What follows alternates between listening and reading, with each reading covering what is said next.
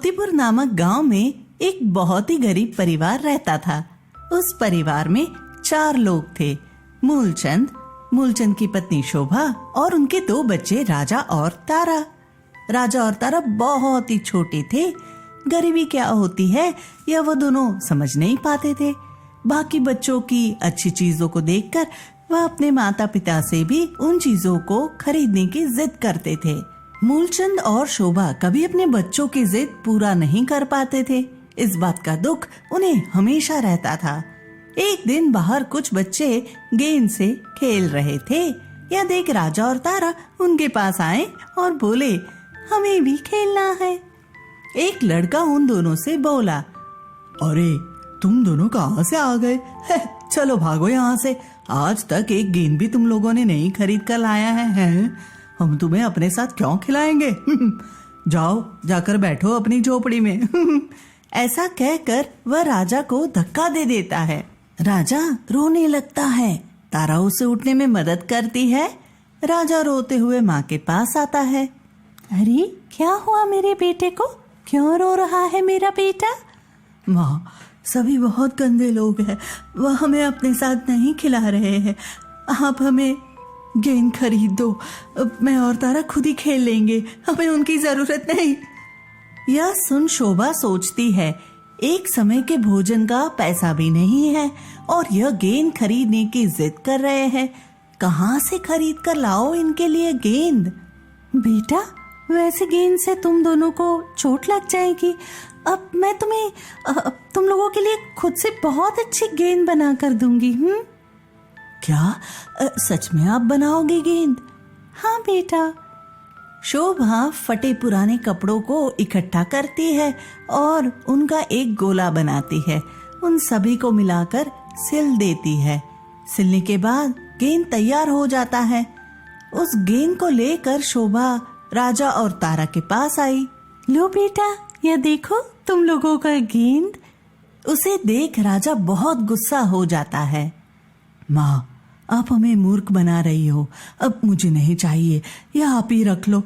ऐसा कहकर वह गेंद एक ओर फेंक देता है और चला जाता है। शोभा अपनी किस्मत पर रोने लगती है। तारा, मुझे लगता है हमारे माँ पिताजी हम दोनों से बिल्कुल भी प्यार नहीं करते, तभी तो वो हमें कुछ भी नहीं खरीद देते। बाकियों के माँ पिताजी अपने बच्चों से कितना प्यार करते हैं। हम में कौन सी बुराई है जो हमारे माँ पिताजी हमसे प्यार नहीं करते? भैया, आप भी ना कैसी बात करते हो? याद करो, माँ ने हमें परसों ही कहा था कि वह हमसे बहुत प्यार करती है। अगर प्यार करती तो हमारे साथ ऐसा नहीं करती। तू उनकी वकील मत बन। चल बाहर चलकर घूमते हैं। शाम का वक्त हुआ। मूलचंद घर आया। क्या हुआ जी, कुछ आमदनी हुई या नहीं? आज पूरे दिन सबके पास जाकर काम मांगता रह गया, मगर किसी ने भी काम नहीं दिया। आज खाने के लिए कुछ भी नहीं है। बच्चे भी गुस्से में हैं। उन्हें गेंद चाहिए था, मगर हमारे पास तो खाने का कुछ भी नहीं। गेंद कहाँ से देंगे? अरे क्या बताऊं, रोज कोशिश करता हूँ लेकिन कुछ नहीं हो पा रहा। हमारा क्या है, हम तो भूखे भी सो लेंगे, लेकिन बच्चों को कैसे भूखा सुला दें? हाँ, तुम जरा देखो, सही से कुछ भी थोड़ा मिल जाए तो उसे ही बच्चों के लिए बना दो। मैं देखती हूँ।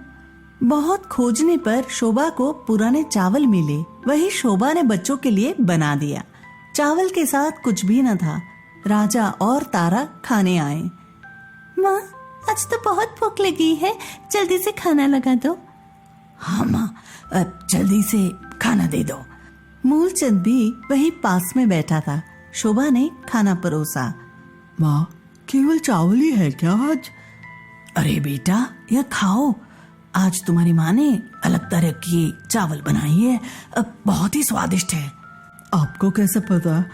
माँ, पिताजी को भी खाना दो। अरे बेटा, मुझे तो आज बहुत भूख लगी थी। जैसे ही मैं आया तभी तुम्हारी माँ ने मुझे खाना दे दिया था, इसलिए तो बोल रहा हूँ खाना स्वादिष्ट बना है। राजा और तारा खाना खाने लगते हैं। चावल बहुत पुराना हो चुका था। उसका स्वाद बिल्कुल अच्छा नहीं लग रहा था। इसका स्वाद तो बिल्कुल भी अच्छा नहीं है माँ। हाँ तारा, यह बहुत ही फीका है। माँ, यह बहुत ही फीका है, हमें नहीं खाना, या खाना रहने दो। राजा और तारा खाने पर से उठ जाते हैं और चावल वैसे ही छोड़ देते हैं। शोभा सर पकड़कर बैठ जाती है और पति मूलचंद से कहती है, भगवान ने हमें इतना लाचार बना दिया है कि हम अपने बच्चों को 2 समय का भोजन भी नहीं दे पा रहे हैं। भूखे ही चले गए दोनों। क्या बोलूं, यह सब देखकर मुझे कितना बुरा लगता है। इन सब चीजों का जिम्मेदार मैं ही हूँ। अब मैं ही कुछ कमा नहीं पा रहा, जिससे हमारी जिंदगी नहीं सुधर पा रही। आप कोशिश तो कर ही रहे हैं, अब काम नहीं मिल रहा तो आप क्या कर सकते हैं। वैसे कुछ दिनों में होली का त्योहार आने वाला है।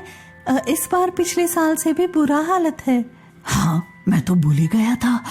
इतनी जल्दी होली आ गई। बच्चे पिचकारी रंग और नए कपड़े की जिद करेंगे, कहाँ से पूरी करेंगे हम। अच्छा, मैं कुछ न कुछ इंतजाम कर लूंगा।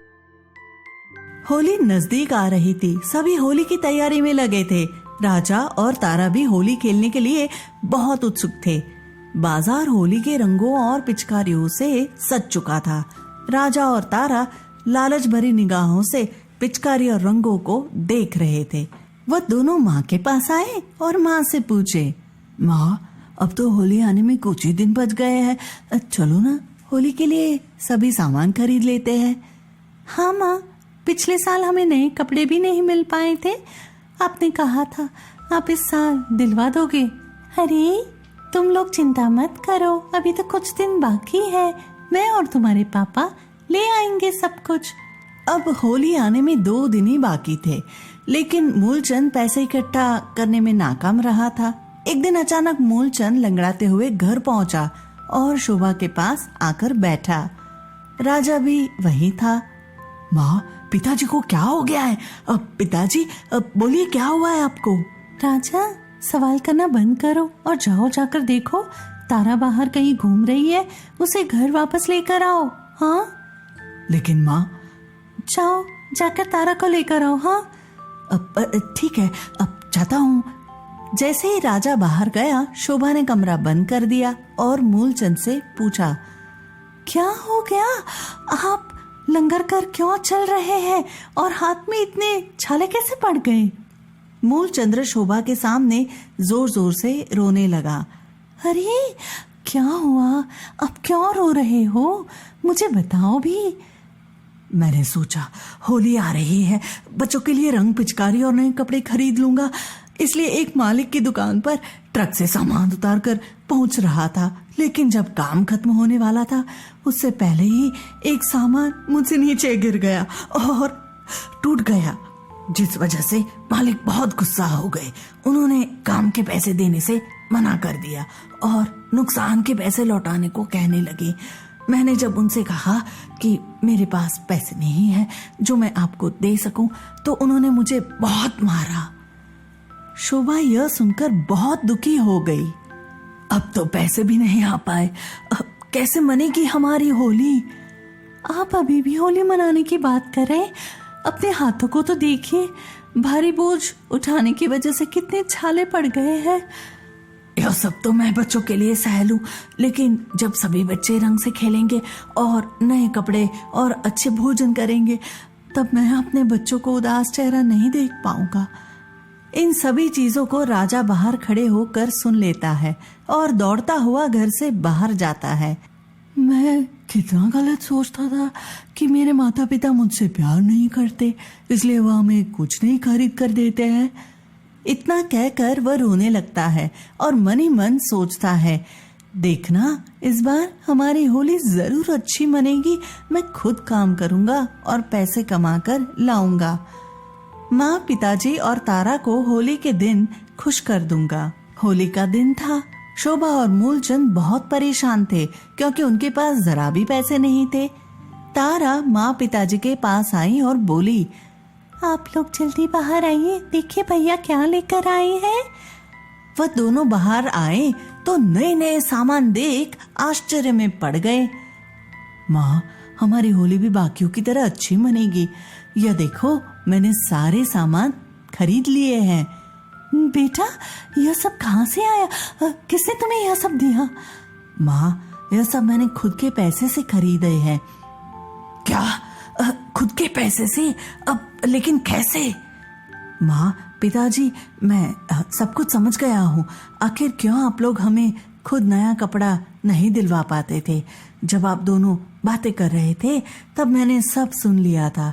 तभी मैंने सोच लिया था मैं इस बार की होली अच्छी मनवा कर रहूंगा। बेटा, तुमने कौन सा काम किया? जब मैं यहाँ से काम की तलाश में निकला तब मुझे एक गाड़ी धोने वाले की दुकान दिखी। उन लोगों को जब मैंने अपनी समस्या बताई तब उन लोगों ने मुझे काम दे दिया। जिस गाड़ी को मैं धो रहा था उसी गाड़ी का मालिक वहीं पास बैठकर यह सब देख रहा था। जब गाड़ी धुल गई तब वह मेरे पास आया और मुझसे पूछा कि इस उम्र में काम करने की वजह क्या है। तब मैंने उसे सारी बात बताई। मैंने उसे बताया कि इस बार मैं खुद के कमाए पैसे से अपने घर वालों की होली अच्छा मनवाना चाहता हूँ। प्रसन्न होकर उसने मुझे ढेर सारे पैसे दे दिए। आज सिर्फ उसकी वजह से ही हमारी होली अच्छी मन पाई है। राजा की बातें सुन शोभा और मूलचंद की आंखों में आंसू आ गए। दोनों ने राजा को गले लगा लिया। अब बस आप सभी रोना बंद कीजिए। हाँ, चलो तारा, जल्दी चलो, रंग से खेलते हैं। पिचकारी उठाओ, जल्दी चलो। हाँ भैया, चलो। उन लोगों ने खुशी खुशी होली का त्योहार मनाया। अब राजा और तारा कभी किसी भी चीज की जिद नहीं किया करते थे और राजा भी कुछ छोटे मोटे काम करके घर में मदद करता था।